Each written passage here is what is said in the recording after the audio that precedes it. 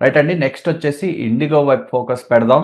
ఈ రోజుల్లో ఈ జియోపొలిటికల్ సిట్యుయేషన్‌లో ఏదైతే మనం ఉన్నామో, ఫ్లైట్ ఆపరేటర్స్ గూడా కొంచెం జాగ్రత్తగా, కొంచెం కాషియస్‌గా ఎళ్ళాల్సిన అవసరం ఉంది. అంటే ఎంతో బ్యాకప్‌తో కొన్ని ప్లాన్స్ ఏసుకున్న ఈ కంపెనీస్ ఈ ర్యాపిడ్ డెవలప్‌మెంట్స్ వల్ల మార్చుకోవాల్సిన అవసరం వచ్చింది. సో, లేటెస్ట్ క్వార్టర్ ఇండిగో చూస్తేనేమో అదే కూడా కనిపిస్తా ఉంది రిజల్ట్స్‌లో. ఎందుకంటే సేల్స్ అంతే రేంజ్‌లో ఉన్న కంపెనీ అయినా సరే ప్రాఫిట్స్, నెట్ ప్రాఫిట్ మార్జిన్స్ కూడా 100% కాంప్రమైజ్ అయ్యాయి ఈ లేటెస్ట్ క్వార్టర్‌లో.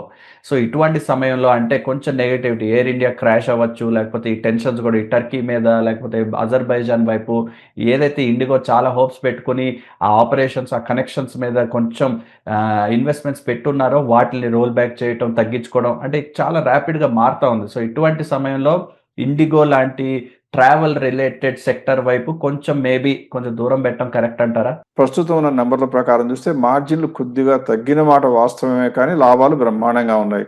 ఎందుకంటే ఒకప్పుడు 9% మార్జిన్ ఉన్న ఈ కంపెనీకి అప్పట్లో 5,600 వస్తే ఇప్పుడు 6,700. అంతకన్నా మార్జిన్‌లు తగ్గిన 8.21 వచ్చిన. అంటే ఓవరాల్‌గా ప్రాఫిట్ పెరిగింది. పైగా ఇంకోటి మనం గమనించాల్సిందేంటి?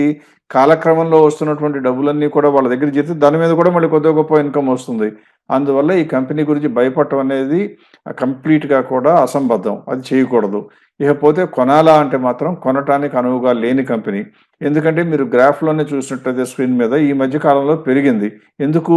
అమెరికాతో ఎక్స్‌పోర్ట్స్ ఏమి లేని కంపెనీ కదా! పెద్దగా లేవు కాబట్టని పెరిగిందనమాట.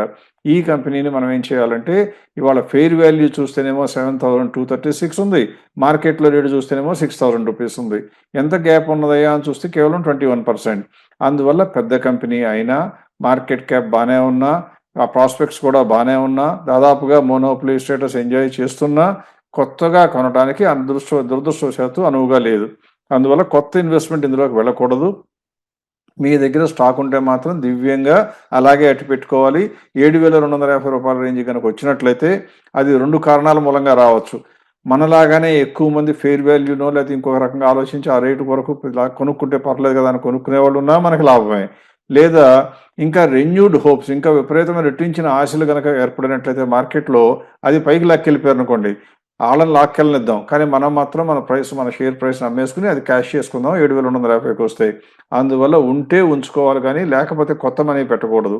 ఎప్పుడు పెట్టాలి అంటే, ఇక్కడి నుంచి ఇంకో 10% పడిపోయి 5,300కో, 200కో వస్తే, ఆ రోజున కొనుక్కోవడానికి ఆలోచించాలి కానీ, ఈ రేట్‌లో మాత్రం కొనటం నా లెక్క ప్రకారం మంచి పద్ధతి కాదు.